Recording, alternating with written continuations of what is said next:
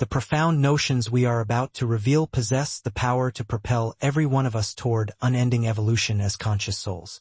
Indeed, Jesus made a formidable declaration, suggesting that whoever manages to unlock the genuine meaning behind these ancient sayings will never have to experience death. In the year 1945, a simple farmer near the town of Nag Hammadi in Upper Egypt unearthed a sturdy, red clay jar. Tucked securely inside this vessel were 13 ancient manuscript scrolls, tightly bound with leather. While there is often historical confusion that links these findings to the Qumran cave scrolls or the Dead Sea Scrolls, this particular discovery contained texts that would reshape modern theology. What followed was a dramatic, clandestine scramble.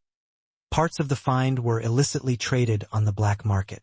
Eventually, some fragments found their way into the hands of the Carl Jung Foundation, and it was through their analysis that one of the collection's most controversial documents was confirmed, the famed Gospel of Thomas. We must remember the seismic event of 325 A.D., when the Emperor Constantine called together the First Council of Nicaea. Here, meticulous scrutiny was applied to determine which texts would be consecrated as the bedrock of the New Testament, and which would be systematically purged. What emerged was the structure we now know as Christian theology. To phrase it delicately, the council systematically edited and outright eliminated any writings that were inconvenient to their political and spiritual agenda, including the Gospel of Thomas, the Book of Enoch, the Gospel of Mary, and many other vibrant, powerful narratives. The accepted, universally disseminated theory claims this removal was done merely to make the faith accessible and straightforward for the common populace. Yet, a far more compelling theory posits that these texts contained knowledge of such antiquity and power, knowledge of personal sovereignty, that it fundamentally contradicted the hierarchical, institutional direction the emerging church desired to follow. Thus, the texts were condemned and exiled. These are the same radical ideas we are presenting today, concepts that inherently possess the capacity to usher us toward infinite, spiritual self-growth. It is critical to recall that those individuals who followed these suppressed teachings in antiquity, those who prioritized direct, personal spiritual knowledge, were often branded as heretics, burned, and executed. They are historically known as Gnostics, the knowers, who synthesized and championed fundamental ideas drawn from esotericism, theosophy, and occultism. Today, we delve into this specific, lesser-known perspective on the teachings of Jesus Christ as laid out in the Gospel of Thomas. Welcome to this new episode of Origins. The truly fascinating point remains. If one claims to be a devout follower of the original teacher, how can one rationally deny a perspective, a core teaching, that only deepens and expands the totality of the message? It is utterly illogical to willingly accept only select beliefs and comforting quotes about the nature of truth while rejecting others simply because they challenge centralized authority. What we examine are the secret words spoken by the living Jesus and recorded by Didymus Judas Thomas. As Jesus is quoted, "Whoever discovers the interpretation of these sayings will not taste death." This statement provides us with a magnificent, direct suggestion. The idea that we, as structures of existence, as energy forms, as conscious spiritual beings, are inherently eternal. Throughout history, countless interpretations have misleadingly clouded what he truly sought to share. Much of what was originally exchanged with his immediate students was deliberately twisted and altered for the sole purpose of gaining religious supremacy, authoritarian control, and institutional power. Yeshua, Jesus, never intended to accrue a vast, compliant following of people who viewed themselves as inferior to him. His authentic goal was to forge enlightened leaders, figures who stood as equals, committed to unity and collaboration toward a shared, elevated goal, eliminating the very concept of division. The common understanding of him today is predominantly that of a simple teacher, though perhaps one of extraordinary compassion. Interestingly, even the radical idea that our internal beliefs forge our external reality is echoed in the accepted Bible, with lines like, "Your faith makes the difference." Consider the profound paradox of his return to Nazareth. The very people who had known him only as the carpenter's son refused to believe the incredible reports of his miracles. Because of their profound skepticism and limiting familiarity, the accepted texts record that he failed to perform any of his mighty works in his hometown. Why? It comes down to the fundamental spiritual law: our actions, our capabilities, and the reality we perceive are entirely determined by what we hold as true within ourselves. Now, we come to a point that is especially captivating, particularly if these words strike your ears for the very first time. Jesus said, "If those who lead you say to you, 'See, the kingdom is in the sky,' then the birds of the sky will precede you. If they say to you, 'It is in the sea,' then the fish will precede you. Rather, the kingdom is inside of you and it is outside of you. When you come to know yourselves, then you will become known, and you will realize that it is you who are the sons of the living Father. But if you will not know yourselves, you dwell in poverty, and it is you who are the poverty." What message is being delivered here? That the concept of inferiors and superiors vanishes when true self-knowledge is attained. If we endlessly dive into the outside world searching for the kingdom, in temples, in rituals, in dogma, we will always encounter further layers, further levels, and an endless pursuit, convinced that the ultimate truth lies just beyond our grasp. The true kingdom, the authentic power he referred to, has always resided within. We persistently search for it externally, cycling through one failed quest after another, only to eventually grasp that the divine essence is, and always was, entirely immanent. Socrates, for instance, once proposed that true study and learning is simply an act of remembering, of retrieving lost knowledge. The ancient saying holds true: everything new is merely a well-forgotten old truth. Why? Because the entirety of existence, all information, all potential is already here, present in the eternal now. We are the ones who impose limitations, who construct complex, self-defeating belief systems, who carve out our own painful paths, and who create challenges purely for the sake of experience, only to eventually discover that deep down we already know the answer. We continue with one of the most potent messages, a saying that is tragically neglected and strongly suppressed, yet openly available to anyone truly willing to seek. It begins, "He who seeks, let him not cease seeking until he finds. And when he finds, he will be troubled. And when he is troubled, he will be amazed, and he will reign over the all." Once again, we are emphatically told that there are no inherent inferiors or superiors. The individual who operates through conscious, mindful choice in the present moment, the one who recognizes their inner true self, the seeker of meaning, the explorer of reality, will inevitably find what they set out to discover. When that realization strikes, they will rule over the all. They will become the king of the reality built and created by their own conscious decisions and accumulated knowledge.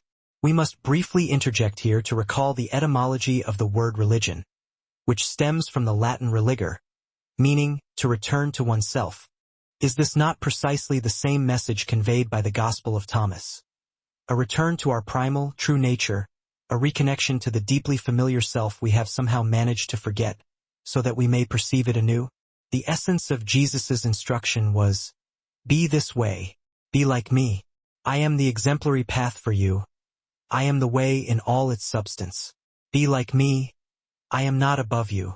Lead with me, walk with me. Look at me. I am already doing it, I exist and live this way." The disciples once posed a question to Jesus. "Tell us, what will our end be?" Jesus replied with stunning insight. "Have you then deciphered the beginning, that you now ask about the end? For where the beginning is, there shall be the end. Blessed is the man who reaches the beginning. He will know the end and will not taste death." The interpretation is rooted in the eternal present. Everything is here and now. The past and the future are nothing more than an intricate illusion of reality. The past exists as experience, as memory, as nostalgia, perhaps even as pain, but not as a currently existing, real experience. His disciples asked him, "Show us the place where you are, since it is necessary for us to seek it." He told them, "Whoever has ears, let him hear. There is light within a man of light, and he illuminates the whole world. It already exists. We waste our energy searching for this divine source externally, only to arrive at the inevitable understanding that it has always resided within us. We are the sovereign regulators. We are the ones who decide how much life, how much kindness, how much clarity to allow into our hearts in any given moment or situation. Notice the emphasis. There is light within a man of light. Where, then, is our ultimate origin? Jesus provided the answer. "If they say to you, Where are you from?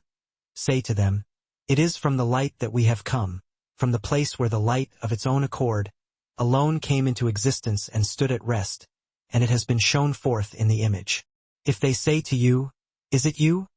Say, we are its offspring, and we are the chosen of the living Father. If they ask you, what is the sign of your Father within you? Say to them, it is movement and stillness, repulse. This describes the two fundamental polarities of all existence. On one hand, we experience dynamic motion. On the other, profound stillness.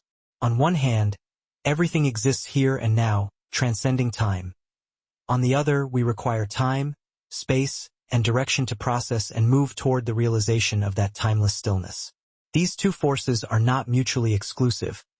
They are infinitely complementary, perpetually completing one another, going hand in hand. Our origin is the self-existent light, and we are the children of that light, chosen, and we emphasize the concept of being chosen by the living Father, the one who actively experiences reality and life and chooses to express itself through each and every single one of us in the present moment. His disciples said to him, when will the kingdom come? Jesus stated, it will not come by waiting for it. It will not be a matter of saying, here it is or there it is. Rather, the kingdom of the Father is spread out upon the earth, and people do not see it. Again, this is the same powerful realization. The inner world we carry, the wholeness we possess, is already available to us. It is universally accessible as information, as one global, energetic field that encompasses all things, with nothing existing outside of it. It is available to every single person who chooses the correct path to perceive that information. Some access it through dreams, others through meditative states, others still through specific breathing techniques, and many trust their intuition, which magically guides them to their next step. The kingdom spread out upon the earth is exactly that global consciousness surrounding us, or, to use a more specific term, the egregor. The egregor perfectly represents the unified consciousness of all beings, not merely the human element of planet Earth, because truly, everything is consciousness. If you bring forth what is within you, what you bring forth will save you. If you do not bring forth what is within you, what you do not bring forth will destroy you. This is the imperative to follow your authentic passion. Listen to your heart, and pursue your deepest desires. Failure to do so will result in utter self-destruction. If you choose external, peripheral paths, pursuing myriad things that distract you from your true passion and greatest excitement, you will effectively kill your joy. You will utterly sabotage your life, destroying the opportunity to experience the greatest joy and profound happiness of being alive and realizing your fullest human potential. Therefore, heed your soul and heart. Follow your passion, and bring forth what is within you. Finally, Jesus asked, why do you wash the outside of the cup? Don't you understand that the one who made the inside is also the one who made the outside? He meant to convey that the external reality is merely a reflection of the internal. What we are on the outside is a perfect mirror of what we are on the inside. In this way, we can easily come to know ourselves profoundly by observing how we interact with others, by the decisions we make for them, and by our treatment of the world around us. How we treat the world is precisely how we treat ourselves. This allows us to learn the lesson and move forward in the direction of our highest choice. Of course, we retain the freedom to instantly change everything at any moment. If we commit ourselves entirely to the physical, to the material plane, we will inevitably forget our true nature, our purest spiritual form, the energetic blueprint that underlies the material world. We already know, through countless scientific discoveries, that matter is nothing more than energy vibrating at a specific frequency. Thus, the meaning here is that if we dedicate our lives solely to material acquisition, accumulating wealth, properties, cars, clothing, devices, everything that money can buy, and deliberately, consciously ignore our spiritual dimension, we push ourselves to a destructive extreme. The true realization, the complete picture, will only manifest when we successfully unite these two extremes, the material and the spiritual, into one cohesive general direction, one common vortex, within a global, infinitely evolving infinity. These are but a few of the secret teachings embedded in these forgotten and largely ignored writings. We sincerely hope that those of you who resonate with these ideas will share your thoughts in the comment section below. What do you truly think about the Gospel of Thomas? How do you feel after considering this perspective? The potential interpretations of these words are not thousands, but literally millions, because each and every one of us is unique. We possess the absolute right to interpret any text, any person, or any concept in the way we find most meaningful. No one has the authority to dictate how you should perceive a specific idea or how you should construct the meaning of life for yourself. This is because each of us is life. Each of us is the path itself. Each and every single one of us is all there is. We humbly bow before you and thank you. Keep your minds open, and until we meet again. My flag sings vipers to the sky.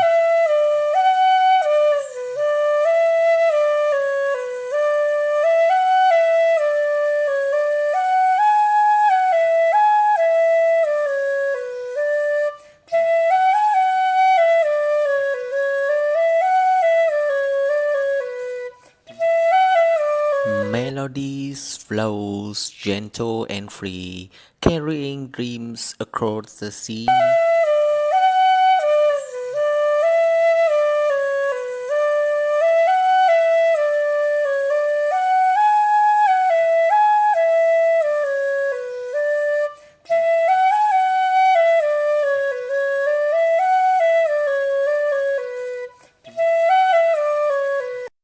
In every note a piece of me, forever here in harmony.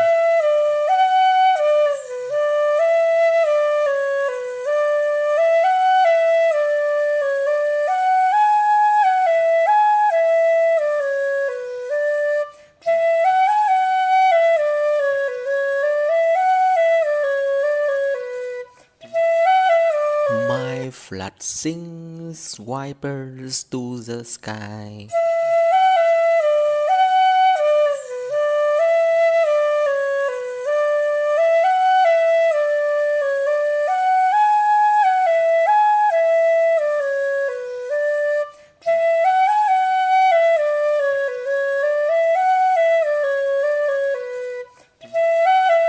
Melodies flows gentle and free, carrying dreams across the sea.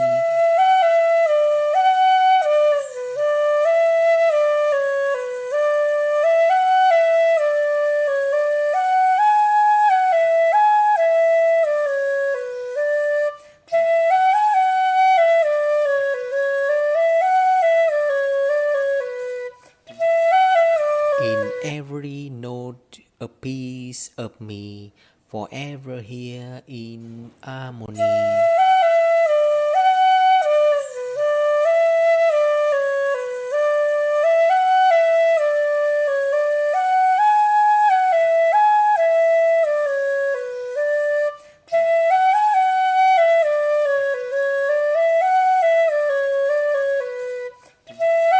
Music lives inside my heart.